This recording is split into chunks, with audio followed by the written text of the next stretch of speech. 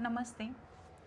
तुम्हाला देखील असं वाटतं का की आपल्या हृदयावर, आपल्या छातीवर कोणीतरी खूप वजन ठेवलेलं आहे, जणू काही एखादा दगड ठेवलेला आहे, मला श्वास घेता येत नाही, मला श्वास बाहेर टाकता येत नाही, माझ्या हार्टबीट्स म्हणजे माझ्या हृदयाची धडकण ही प्रॉपर होत नाही आहे, कधीतरी फास्ट होते, कधीतरी असं वाटतं की माझं हृदय बंद पडलं आहे. अशा प्रकारचा त्रास तुम्हालाही जाणवतो का?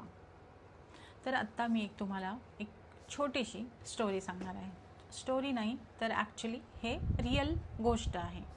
ओके. तर माझ्याकडे एक पेशंट आल्या होत्या आणि त्यांना त्रास होत होता की छातीवर कोणीतरी प्रेशर करतं आहे, कोणीतरी दाब, असं वाटतं आहे की कोणीतरी मोठा दगड ठेवलेला आहे आणि त्यामुळे मला श्वास घेता येत नाही, श्वास बाहेर टाकता येत नाही. माझं हृदय देखील असं वाटतं की कोणीतरी जकडलेलं आहे. अशा प्रकारचा त्रास होता. हे त्यांची लक्षणं होती, जे की त्यांनी त्यासाठी खूप सारे डॉक्टरांना व्हिजिट केलं होतं, ECG काढलं होतं आणि बाकीच्या पण हार्टशी रिलेटेड खूप साऱ्या टेस्ट केल्या होत्या, लंग्सशी रिलेटेड केल्या होत्या, पण सिम्पटम्स फक्त एवढेच होते आणि बाकीच्या अजून मानसिक काही गोष्टी होत्या. आणि हे सगळ्या इन्व्हेस्टिगेशनमध्ये एव्हरीथिंग वॉज नॉर्मल, सगळं काही नॉर्मल होतं. हार्ट किंवा लंग्स इथे काहीही प्रॉब्लेम नव्हता. तर आता ह्या पेशंटमध्ये किंवा असेच खूप सारे कंप्लेंट्स, असेच खूप सारे पेशंट मी आत्तापर्यंत पाहिलेले आहेत की ज्यांना असं फील होतं, असं जाणवतं की आपल्या हृदयावर कोणीतरी दबाव आणते, प्रेशर फील होतो. तर अशा सिम्पटम्स किंवा असे लक्षणं केव्हा दिसतात?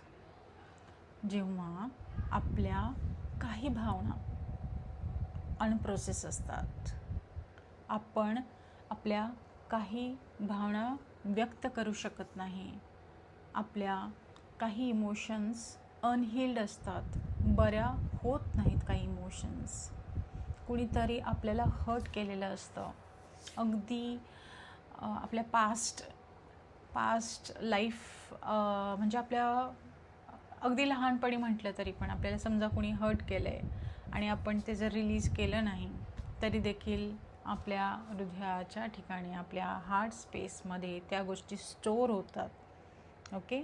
आपलं हर्ट, आपलं डिसअपॉइंटमेंट, आपल्याला कोणाचा राग आला असेल, आपल्याला कसलं वाईट वाटलं असेल, ह्या सगळ्या गोष्टी आपल्या हार्टच्या स्पेसमध्ये स्टोअर होतात आणि जेव्हा त्या इमोशन्स ट्रिगर होतात, म्हणजे अशी काही घटना घडली की त्या पाठीमागच्या गोष्टी आठवतात आणि मग आत्ताच्या गोष्टी आणि मागच्या गोष्टी अशा ॲड ऑन होत जातात. ओके. आणि ह्या ॲड ऑन झालेल्या गोष्टी ह्या एकत्रितपणे आपल्याला हा जो प्रेशर आहे, दबाव आहे किंवा हे जे फिलिंग आहे की मी श्वास घेऊ शकत नाही, श्वास बाहेर टाकू शकत नाही किंवा माझ्या हार्टवर कोणीतरी प्रेस करते, तर ह्या गोष्टी म्हणजे ही लक्षणं आपल्याला आपल्या शरीरामध्ये फील व्हायला लागतात. इवन दो हे सगळं काही आपलं मानसिक आहे, पण आपल्याला शरीरामध्ये, आपल्याला विशिष्ट अवयवामध्ये ही लक्षणं दिसायला लागतात. मग अशा पेशंटमध्ये काय करायचं? अगदी साध्या मी 3 टेक्निक सांगणार आहे. ओके. 3 टेक्निक, पण ह्या टेम्पररी असतील. म्हणजे आज जर तुम्हाला फील झालं की खूप प्रेशर जाणवतो आहे, मला श्वासोच्छ्वास करता येत नाही आहे, खूप खूप जास्त लोड आलेला आहे, त्यावेळेस तुम्ही ह्या 3 टेक्निक वापरू शकता.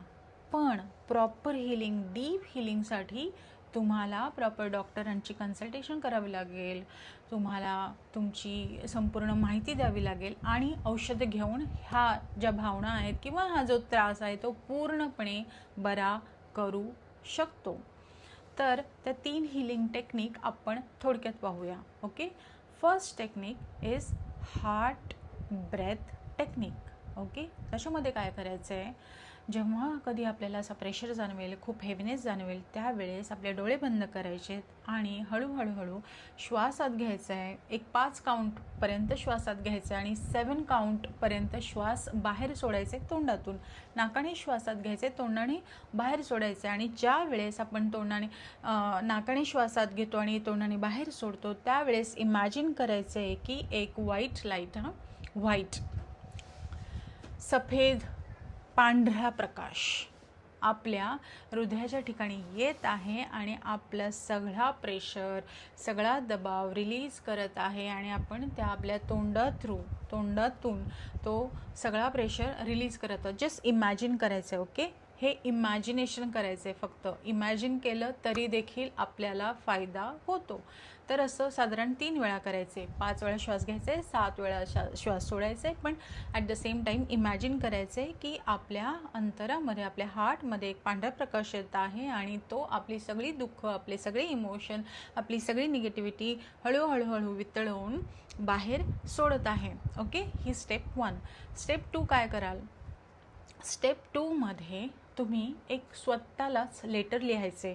स्वतःला म्हणजे आपल्या सगळ्या अनप्रोसेस, अनहील्ड इमोशन्स, आणि त्यांना सांगायचे की बाबांनो, तुम्ही माझ्या आयुष्यामध्ये आलात, तुम्ही मला खूप साऱ्या चांगल्या चांगल्या गोष्टी शिकवल्या, तुमच्यामुळे मी अशी प्रगती करू शकले आणि आता मी तुम्हाला ह्या क्षणी रिलीज करत आहे. असं लिहायचं आहे त्या इमोशन्सला. ओके, समजा आपल्याला कोणीतरी असं वाटलं की आपल्याला कोणीतरी काहीतरी बोललं, आपल्याला हर्ट झालं आहे. ओके, मला दुःख झालं आहे, मला माझ्यावर कोणी प्रेम करत नाही, किंवा मी एखाद्यावर खूप जीव टाकते आणि समोरच्या व्यक्तीने मला काय केलं आहे, माझं हार्ट ब्रेक केलं आहे. ठीक आहे, असं म्हणजे असे खूप सारे इमोशन्स असतात.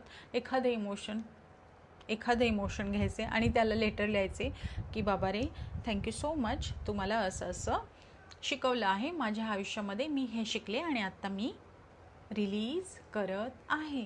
ओके, ही दुसरी टेक्निक. आणि ते लेटर काय करायचे? फाडायचे किंवा जाळून टाकायचे किंवा डिस्ट्रॉय करायचे. ठीक आहे, म्हणजे काय होईल की तुम्ही स्वतःहून त्या गोष्टी रिलीज कराल जेव्हा आपण लिहितो. ठीक आहे, आपण जेव्हा लिहितो आपण एक्सप्रेस करतो. गरजेचं नसतं की नेहमी आपण बोलण्यातूनच एक्सप्रेस करू, कधी कधी आपण लिहून देखील एक्सप्रेस करत असतो. तर एक्सप्रेस करायचं आहे आणि त्यानंतर ते फाडून फेकून द्यायचं आहे. ओके, ही झाली दुसरी हिलिंग टेक्निक.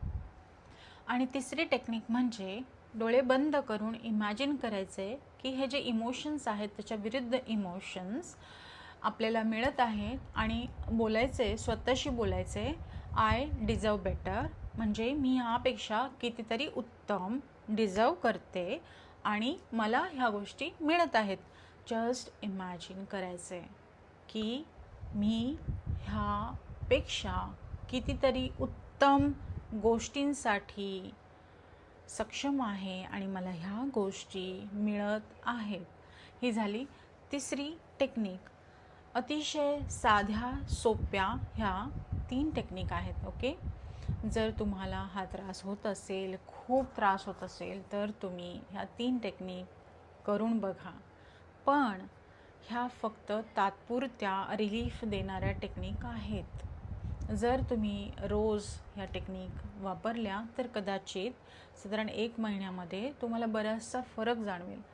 पण संपूर्ण बरं होण्यासाठी, संपूर्ण मुळापासून हा त्रास बरा करण्यासाठी तुम्हाला प्रॉपर हिलिंगची आवश्यकता आहे, प्रॉपर ट्रीटमेंटची आवश्यकता आहे. ओके, सो त्या दृष्टीने मग तुम्ही विचार करा, डॉक्टरांना कन्सल्ट करा आणि प्रॉपर ट्रीटमेंट घ्या.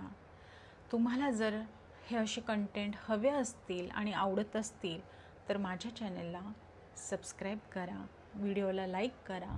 Thank you so much. I am doctor Seema, holistic healer आणि तुमची लाईफ कोच. थँक्यू, धन्यवाद. Thank you so much.